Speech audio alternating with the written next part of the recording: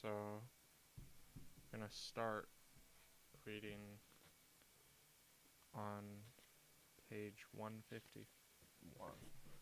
151 is our starting. Okay.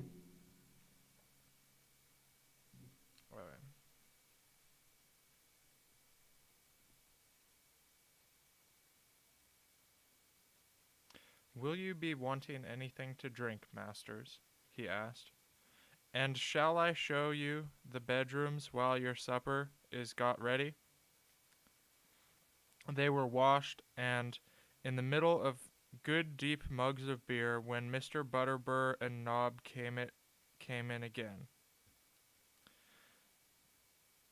In a twinkling the table was laid.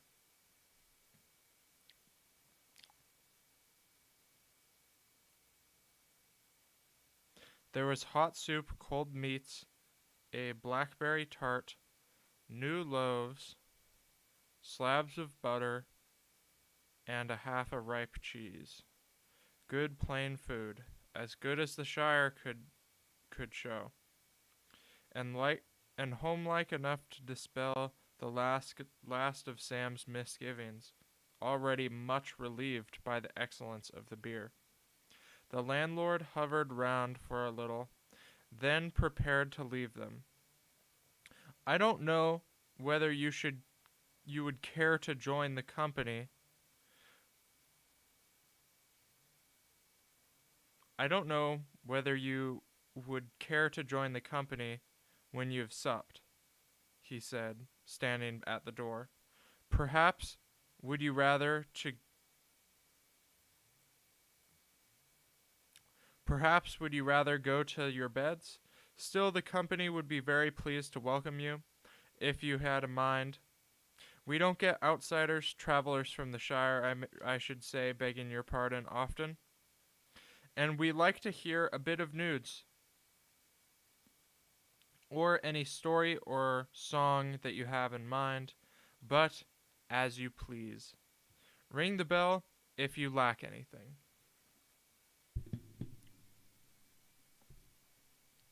So refreshed and encouraged did they feel at the end of their supper about 3/4 of an hour steady going, not hindered by unnecessary talk, that Frodo, Pippin, and Sam decided to join the company. Merry said it would be too stuffy. I shall sit here quietly by the fire for a bit, and perhaps go out later for a sniff of the air. Mind your P's and Q's. Don't forget that you are supposed to be escaping in secret, and are still on the high road and not very far from the Shire. All right, said Pippin. Mind yourself. Don't get lost, and don't forget it is safer indoors.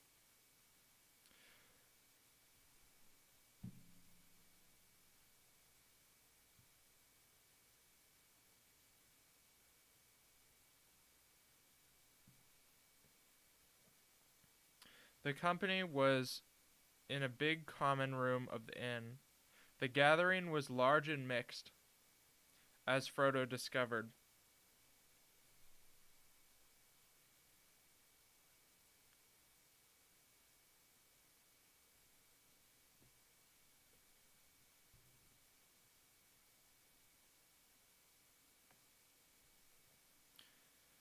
When his eyes got used to the light. This came chiefly from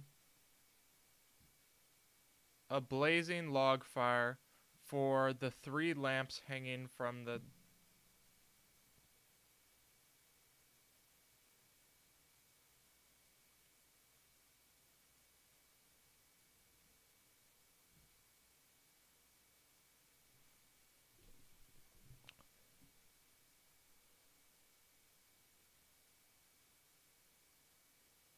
for the 3 lamps hanging from the beam were dim and half veiled in smoke. Barlaman Butterbur was standing near the fire, talking to a couple of dwarves and 1 or 2 strange-looking men. On the benches were various folk. Men of Bree, a collection of local hobbits. What? Thanks, Alex.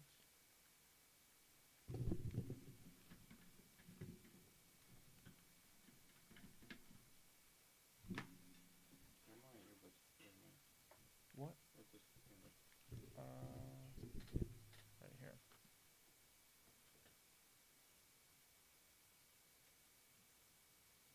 Are you doing it audible? Yeah. You're making an audible? Yeah. Okay. Yeah. Make some money. Put this on YouTube. Close the door.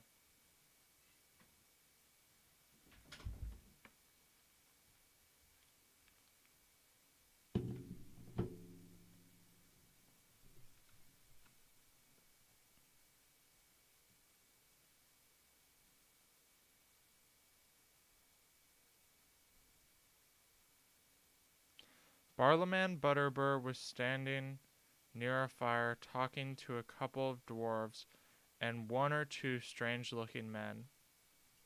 On the benches were various folk, men of Bree, a collection of local hobbits, sitting chattering together, and a few more dwarves, and other vague figures difficult to make out away in the shadows and corners.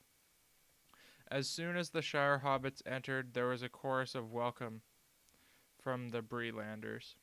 The strangers, especially those who had come up the greenway, stared at them curiously. The landlord introduced the newcomers to the Bree folk so quickly that, though they caught many names,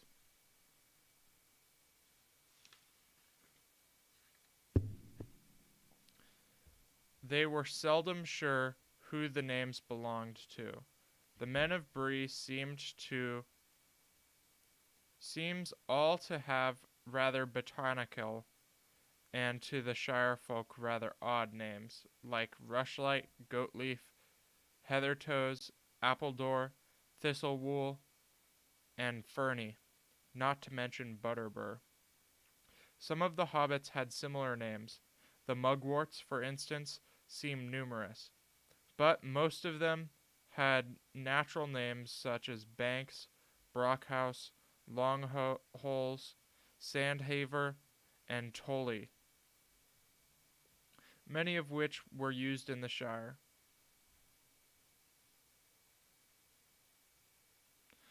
There were several Underhills from Staddle, and, as they could imagine, sharing a name without being related, they took Frodo to their hearts as a long-lost cousin.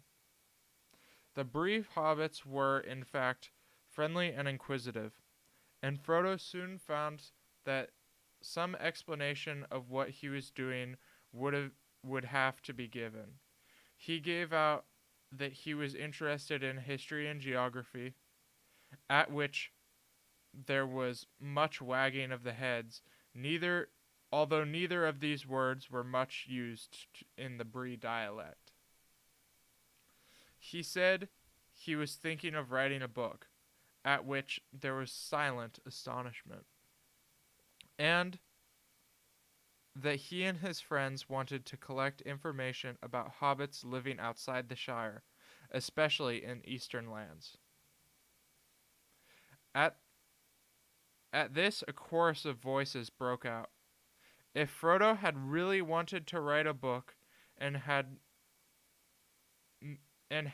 many ears, he would have learned enough for several chapters in a few minutes. And if there was not enough, he was given a whole list of names, beginning with Old Barlaman here, to whom he could go for further information.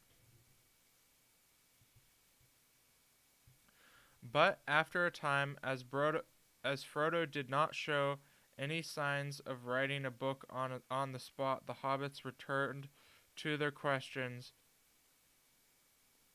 about doings in the Shire. Frodo did not prove very communicative, and soon found himself sitting alone in a corner, listening and looking around. The men and dwarves were mostly talking of distant events and telling news of a kind that was becoming only too familiar.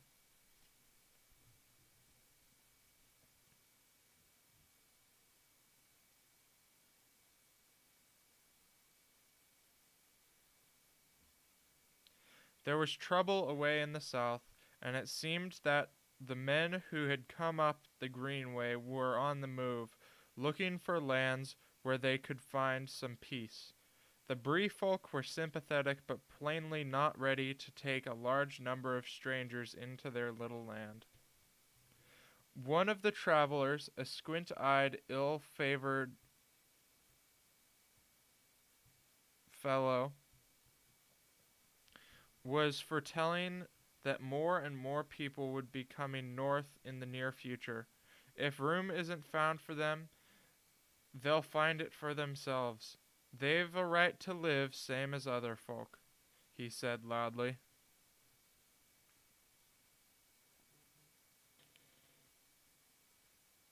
The local inhabitants did not look pleased at the prospect. The hobbits did not pay much attention to all this, and it did not at all, at the moment, seem to concern the hobbits. Big folk could hardly beg for lodging in hobbit holes. They were more interested in Sam and Pippin, who were now feeling quite at home and were chatting gaily about events in the Shire.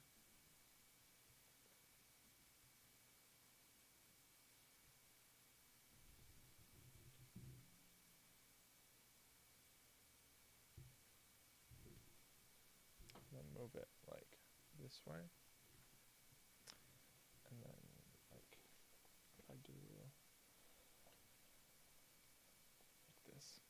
Alright.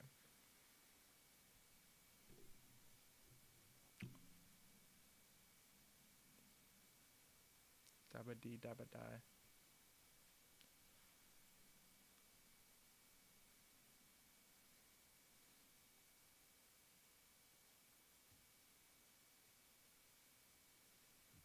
Pippin roused a good deal of laughter with an account of the collapse of the roof of the town hall in Mitchell Delving. Will Whitfoot the mayor and the fattest hobbit in the West Farthing had been buried in chalk.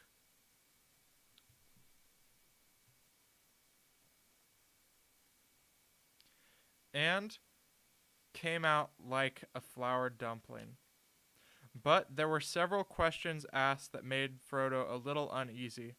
One of the Breelanders, who seemed to have been in the Shire several times, wanted to know where the Underhills lived and who they were related to. Suddenly, Frodo noticed that a long-looking, weather-beaten man, sitting in the shadows near the wall, was also listening intently to the hobbit talk. He had a tall tankard in front of him and was smoking a long-stemmed pipe curiously carved. His legs were stretched out before him, showing high boots and of supple leather that fitted him well, but had seen much wear and were now caked with mud. A travel-stained cloak of heavy dark green cloth was drawn close around him, and, in spite of the heat of the room, he wore a hood that overshadowed his face. But the gleam of his eyes could still be seen as he watched the hobbits. "Who is that?" Frodo asked, when he got the chance to whisper to Butterbur. "I don't know. I don't think you've introduced him." "Him?" said the landlord in an answering whisper, cocking an eye without turning his head. "I don't rightly know. He is one of the wandering folk. Rangers, we call them. He seldom talks, but what he can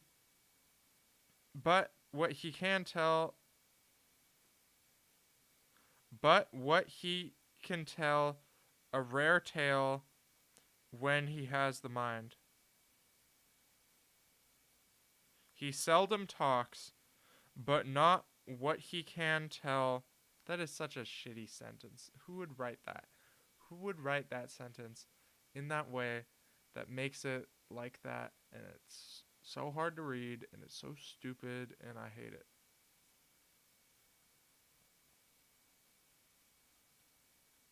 Now, where was I? Fuck. He seldom talks. Not but what he can tell, a rare tale pops up again. Wait, fuck. Not but what he can tell, a rare tale when he has the mind. Yeah.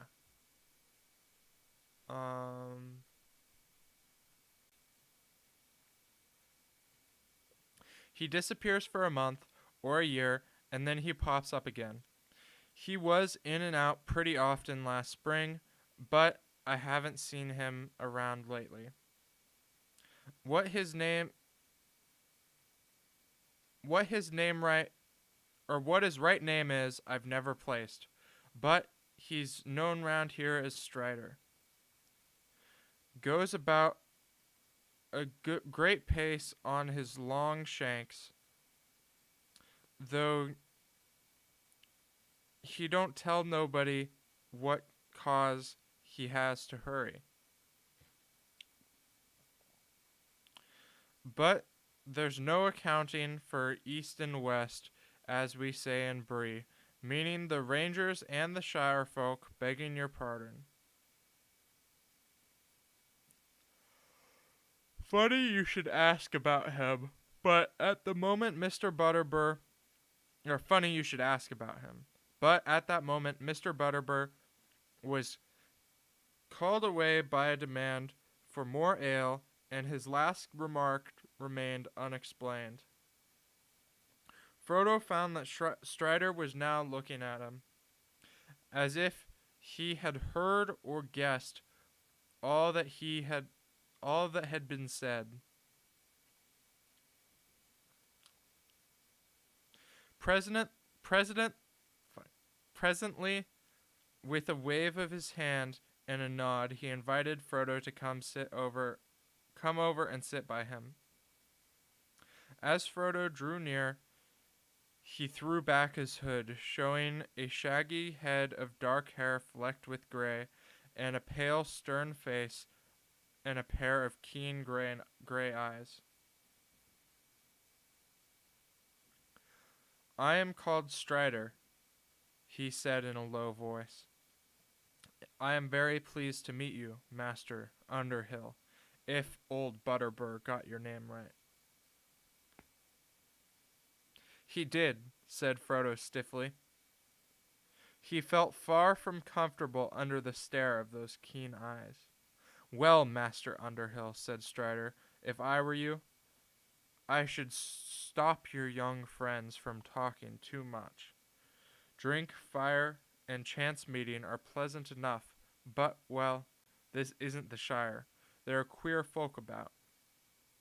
Though, I say as shouldn't, you may think. He added with a wry smile, seeing Frodo's glance.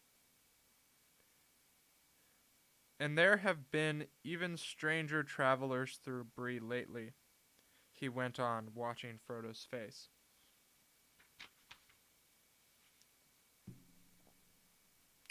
Oh, 2 viewers.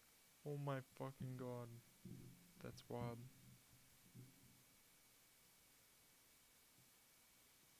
Wait, fuck.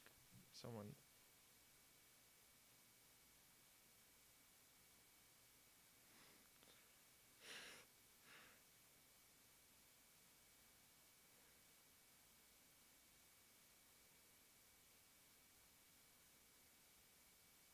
There's just a fucking baklava meme. Baklava goes hard.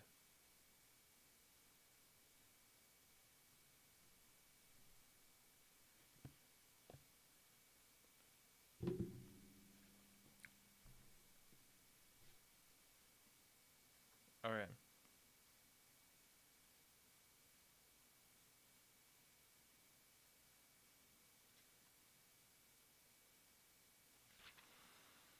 Frodo returned his gaze but said nothing, and Strider made no further sign. His attention seemed suddenly to be fixed on Pippin. To his alarm, Frodo became more aware that the ridiculous young Took, encouraged by his success with the fat mare of Mitchell Delving, was now actually giving a comic account of Bilbo's farewell party. He was already giving an imitation of the speech, and was drawing near to the astonishing disappearance. Frodo was annoyed. It was a harmless enough tale for most of the local hobbits, no doubt. Just a funny story about those funny people away beyond the river. But some, old Butterbur, for instance, knew a thing or two, and had probably heard rumors long ago about Bilbo's vanishing. It would bring the name Baggins to their mind, especially if there had been inquiries in Bree after that name. Frodo fidgeted, wondering what to do. Pippin was evidently much enjoying the attention he was getting, and had become quite forgetful of the danger. Frodo had a sudden fear that... Fuck. Where was I?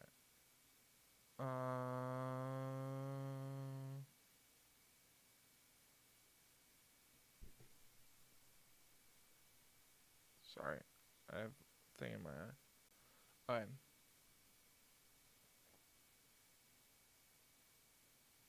Frodo had a sudden fear that in his present mood he might even mention the ring, and that might well be disastrous. "You had better do something quick," whispered Strider in his ear. Frodo jumped up and stood on the table and began to talk. The attention of Pippin's audience was disturbed.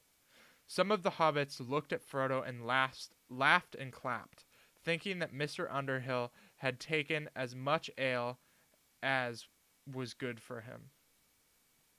Frodo suddenly felt very foolish and found himself, as was his habit when making a speech, fingering the things in his pocket. He felt the ring on its chain, and quite unaccountably the desire came over him to slip it on and vanish out of the silly situation. It seemed to him somehow as if the suggestion came to him from outside, from someone or something in the room. He resisted the temptation firmly and clasped the ring in hand as if to keep a hold on it and prevent it from escaping or doing any mischief. At any rate, it gave him no inspiration. He spoke a few suitable words, as they would have been said in the Shire.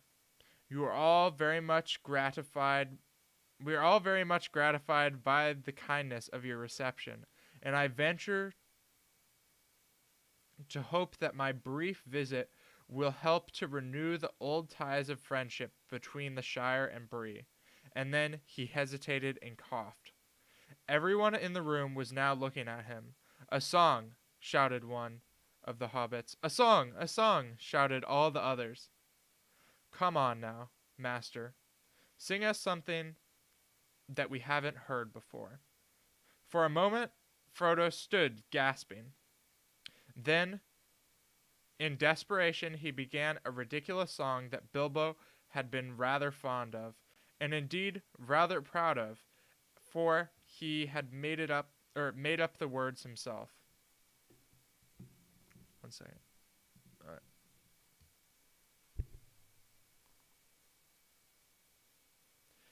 It was about an inn, and that is probably why it came into Frodo's mind just then. Here it is in full. Only a few words of it are, as a rule, remembered.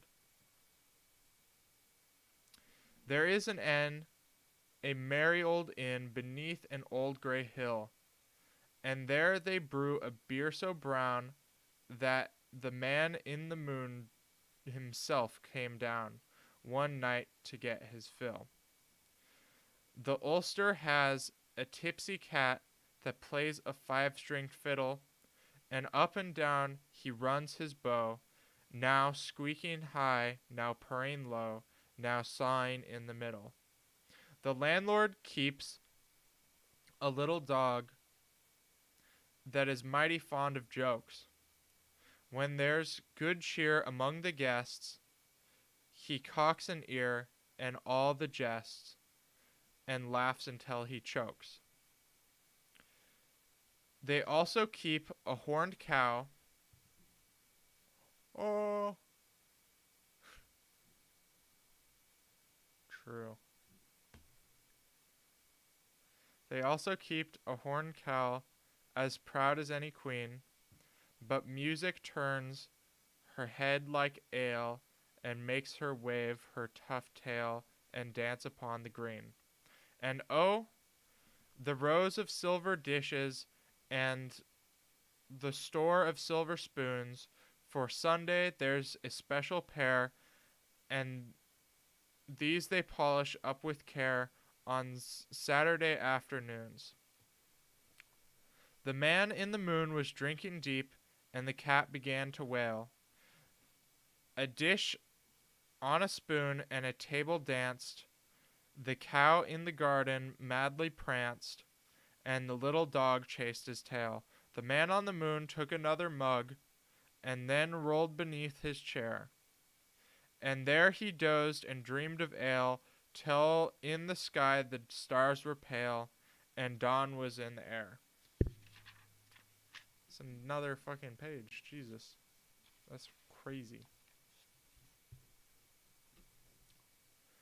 Then the Ulster said to the tipsy cat, the white horses of the moon, they neigh and clamp their silver bits, but their master's been drowned to his been and drowned his wits, and the sun'll be rising soon. So the cat on his fiddle played hey diddle diddle, a jig that would wake the dead. He squeaked and sawed and quickened the tune while the landlord shook the man in the moon. It's after 3, he said. They rolled the man slowly up the hill and bundled him into the moon.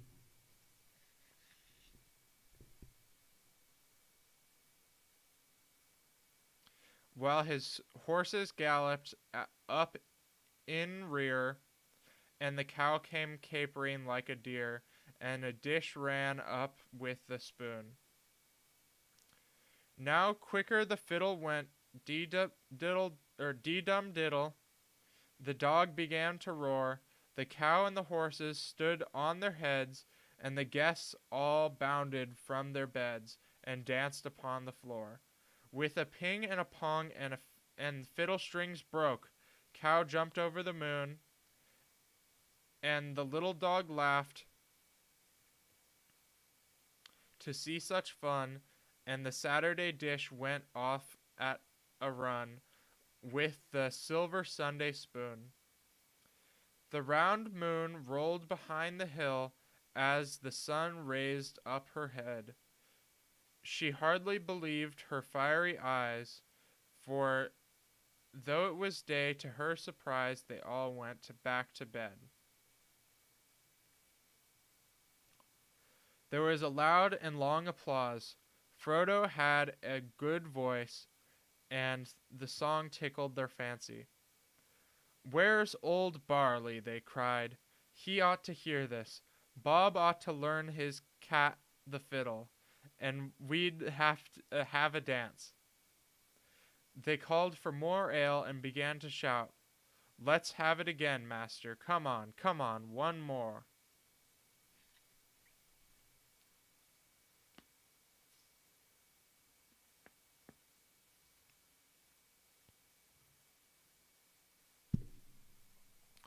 They made Frodo another drink, and then began his song again, while many of them joined in, for the tune was well known.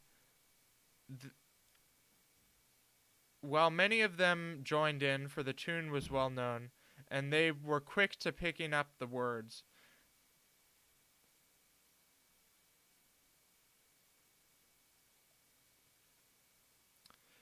It was now Frodo's turn to feel pleased with himself. He capered about on the table, and when he came a second time to the cow jumped over the moon, he leaned in the air much too vigorously, for he came down bang into a tray full of mugs and slipped and rolled off the table with a crash, clatter, and bump. The audience all opened their mouths wide with laughter and stopped short of gasping for silence. Or stopped short in a gasping silence, for the singer disappeared. He simply vanished, as if he had gone slap through the floor without leaving a hole. The local hobbits stared in amazement, and then sprang to their feet and shouted for Barlaman. All the company drew away from Pippin and Sam, who found themselves lone around the corner, and eyed darkly and doubtfully from a distance. It was plain that many people regarded them now as companions of a traveling magician of unknown powers and purpose. But there was one swarthy Breelander who stood looking at them with knowing and half-mocking expression that made them feel very uncomfortable. Presently, he slipped out the door, followed by a squint-eyed southerner.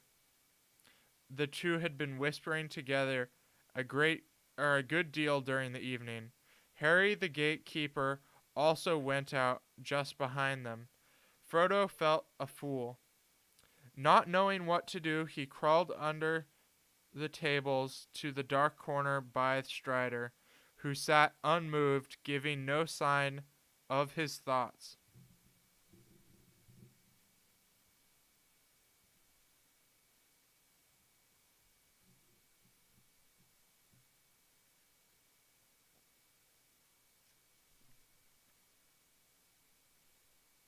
Where was I?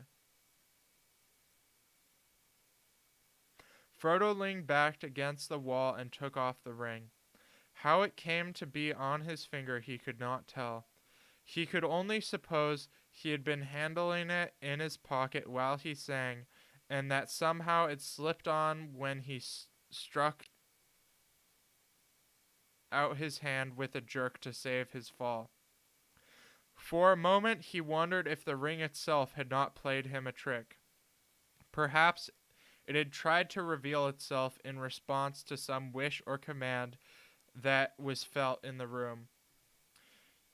He did not like the looks of the men that had gone out. "Well," said Strider, when he reappeared, "why did you do that?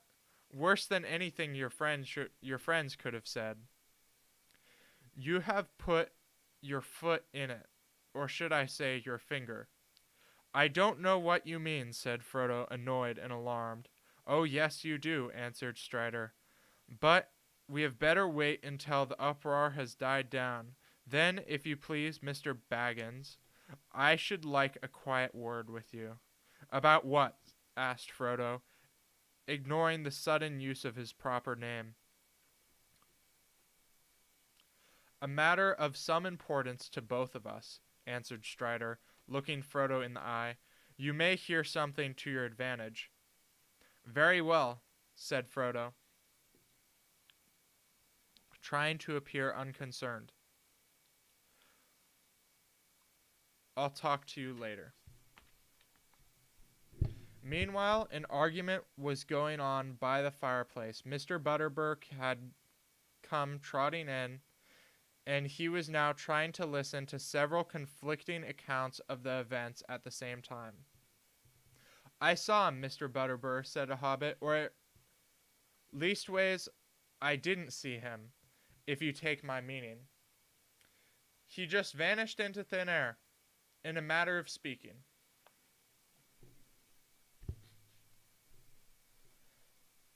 You don't say, Mr. Mugwort, said the landlord, looking puzzled. Yes, I do, replied Mr. Mugwort, and I mean what I say.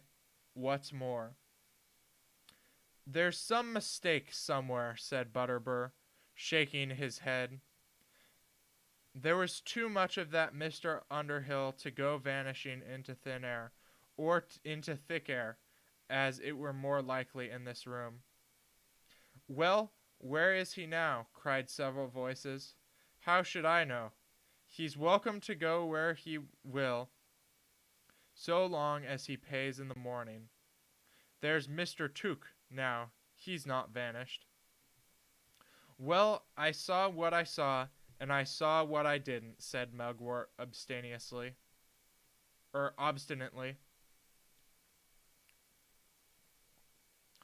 And I say there's some mistake, repeated Butterbur, picking up the tray and gathering up the broken crockery.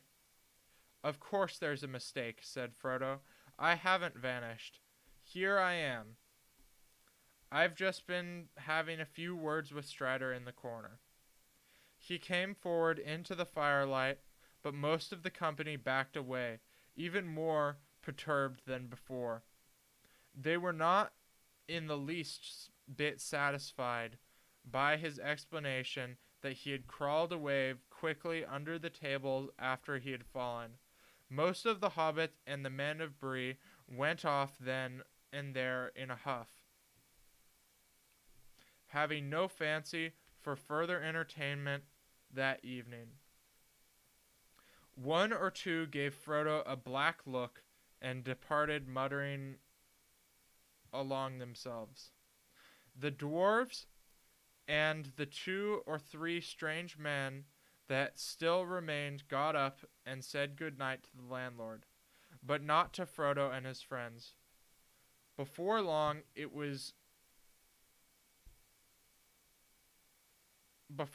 no one was left but Strider, who sat on, unnoticed, by the wall. Mr. Butterbur did not seem much put out. He reckoned very probably that his house would be full again on many future nights, until the present mystery had been thoroughly discussed. Now, what have you been doing, Mr. Underhill? He asked, frightening my customers and breaking up my crocks with your acrobatics. I am very sorry to have caused any trouble, said Frodo. It was quite unintentional, I assure you. At a most unfortunate accident. All right, Mr. Underhill, but if you're going to do any more tumbling or conjuring or whatever it was, you've best warn folk beforehand and warn me. We're a bit suspicious round here of anything out of the way, uncanny, if you understand me. And we don't take it all of a sudden. I shan't be doing anything of the sort again, Mr. Butterbur, I promise you. And now I think I'll be going to bed. We shall be making an early start. Will you see that our ponies are ready by 8 o'clock?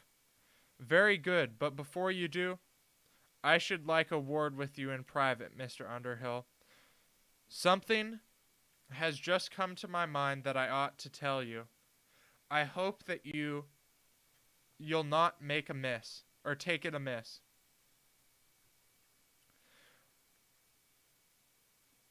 When I've seen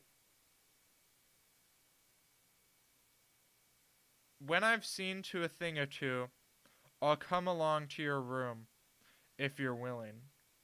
Certainly, said Frodo, but his heart sank. He wondered how many private talks he would have before he got to bed, and what they would reveal. Were these people all in league against him? He began to suspect even old Butterbur's fat face was concealing dark designs. And that is end of chapter 9.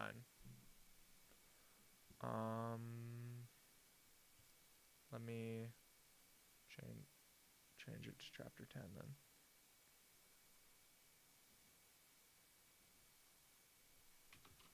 chapter 10.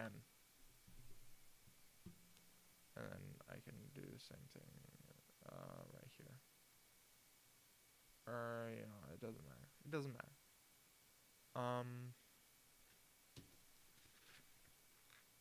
So chapter 9 is Strider.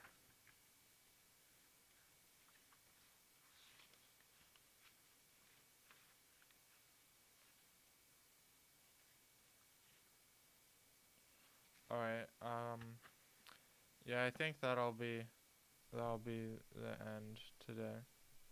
Goodbye.